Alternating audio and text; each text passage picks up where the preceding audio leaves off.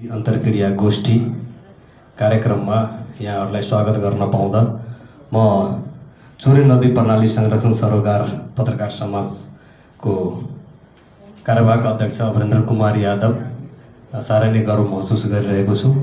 यस कार्यक्रममा अध्यक्षता गरिरहनुभएका अध्यक्ष विनोद सिंह सर, त्यस्तै हाम्रो यस कार्यक्रमका प्रमुख अतिथि माननीय मन्त्री शंकर प्रसाद चौधरीजी, पत्रकार एक आपसमा वन्यको र वन्य जन्तुहरूको जुन मानव र यो कार्यक्रममा आइदिनु हो, छोटो समयको निमन्त्रणालाई पनि स्वीकार गरेर यो कार्यक्रममा आइदिनु भएको छ।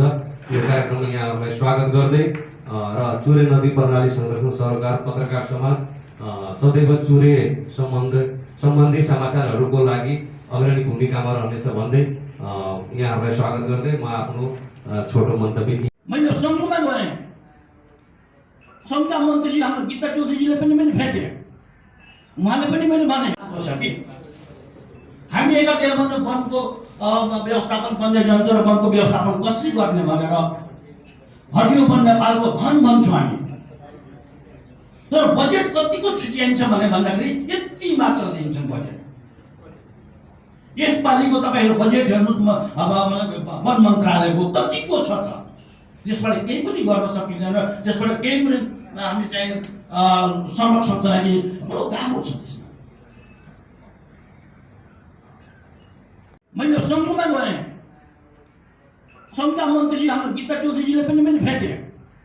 उहाँले पनि मैले भने अब उसको घरबाट उठाएर लिएर जानुभयो अनि त्यसपछि हामी चाहिँ योमा कन्फ्युज अलिकति, किन मैले बुझ्न मात्रै खोजे जसरी अब त्यसको त्यो खेतमा जाँदाखेरि, अन्य ठाउँमा जाँदाखेरि त्यसलाई लिएर जाँदा अब ठिक छ, त्यो एक्लै पारेर चाहिँ उसलाई लिएर गयो, तर चाहिँ घरबाट उठाएर लिएर गइदिने। अनि त्यसपछि कुकुरको कुरा आयो। कुकुर चाहिँ कहिलेकाहीँ अनि 25.डट यहाँ वन जङ्गल होला, त्यही छ टाटा यस्तै होला है।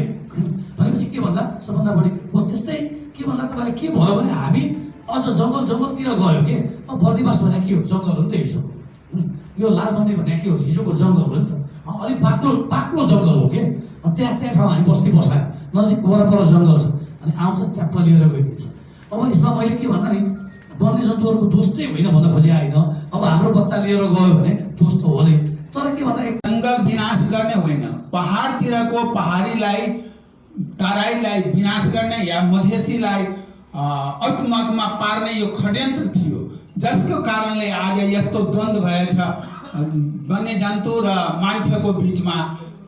यो दक्षिण भेगको मधेसी भनौँ या तराईवासी भनौँ, उनीहरूलाई अहिले पानीको हाहाकार भएको कुरा त्यो मात्र सरकारबाट भएको छ। 4 कोसे झाडी फाड्नु नै प्रमुख दायित्व सरकारको हो। त्यो कहीँ मलेसियाबाट आएको नेपालीहरूलाई बास दिने, कहीँ सुकुम्बासीको नाममा बास दिने, यी कुराहरू त सरकारले नै गरेको हो नि। कति दिएछ, मात्र झिझाका दुसाधहरूलाई, जुन पासमानहरूलाई चोरी गर्ने उनीहरूको बानी थियो, उनीहरूको बानी सपार्नको लागि मात्र एउटा गरिएको छ, त्यो गाउँको धम्साको। अरू ठाउँमा अनि बिमा तथा राहतको कार्यमा हाम्रो अत्यन्त थोरै लेखन गरेका छौँ। कम्तीमा यो कार्यक्रमपछि लेखियोस्। अनिश्वरले पनि हिजो मसँग कुरा गरिरहँदा यसको विधि प्रक्रिया बारेमा सरल ढङ्गले सूचना प्रवाह हो भने धेरै मानिस आउँछन्। मानिसलाई थाहै छैन के हाम्रो यसरी पशुधन नष्ट भयो भने पनि केही पाइन्छ, मान्छे मारियो भने पनि केही पाइन्छ भन्ने कुरा जानकारी अभावमा पनि तपाईँलाई सम्बन्धित निकायसम्म मान्छेहरू आइपुग्दैनन्। गर्छौँ हामी महिलाको, दलितको, त्यस्तै समुदायहरू जो चाहिने विभिन्न किसिमका स्रोतहरूबाट चाहिँ वञ्चित छन्, त्यस्तो चिजहरूलाई चाहिँ त्यस्तो समुदायलाई चाहिने अपलिफ्ट गर्नु पऱ्यो क्या, त्यो सुशासन। अर्को कुरो, जो भोइसलेस छन्, भोइसलेस मस्ट बी हर्ड। जो भोइसलेस छन्, जसको कुरा कसैले सुन्दैन, त्यसको कुरा सुनिनु पर्छ। दोज हु रिपोर्ट बनाएको थियो केही दिन अगाडि, त्यो पर्यावरण यसलाई निश्चित क्षेत्र एउटा सीमामा ल्याएर एउटा बडो ठुलो भूगोल, जस्तै कि अब कमलामै तपाईँको कति हेक्टर जग्गा छ त्यतिकै, र त्यहाँ चरीचरणको पनि सुविधा छ। त्यो सबै नील गाईहरूलाई एकै ठाउँमा ल्याएर र तिनलाई त्यहाँ व्यवस्थित गर्न सक्यो भने मलाई पत्रकार महासङ्घ हाम्रो चुरे चाहिँ नदी प्रणाली संरक्षण सरोकार पत्रकार समाज यो समाजका सम्पूर्ण अध्यक्षजी पदाधिकारीज्यूहरूलाई सम्पूर्ण जिल्लाभरिका केन्द्रका प्रदेश स्तरीय सम्पूर्ण पत्रकार सर म्याडमहरूलाई हाम्रो यो फेकोफनको प्रदेशको अध्यक्ष हाम्रो सोम सर लगायत सामुदायिक वनका जिल्लाका कार्य समितिका अध्यक्षज्यू लगायतका पदाधिकारीज्यूहरू समूहका अध्यक्षज्यूहरू एवं पदाधिकारीज्यूहरूलाई साझेदारी वनका अध्यक्षज्यू एवं पदाधिकारीहरूलाई त्यस्तै वन संरक्षण क्षेत्रका अध्यक्षज्यू एवं पदाधिकारी हाम्रो यहाँ हामीसँग चाहिँ नि अब एकदमै यो रिग्रेस छलफलमा एकदमै कति राम्रो आजको खुसी लाग्यो मलाई त यो अहिले पछुताइरहेको छु यो त यस्ता कार्यक्रमहरू हामीले धेरै गऱ्यौँ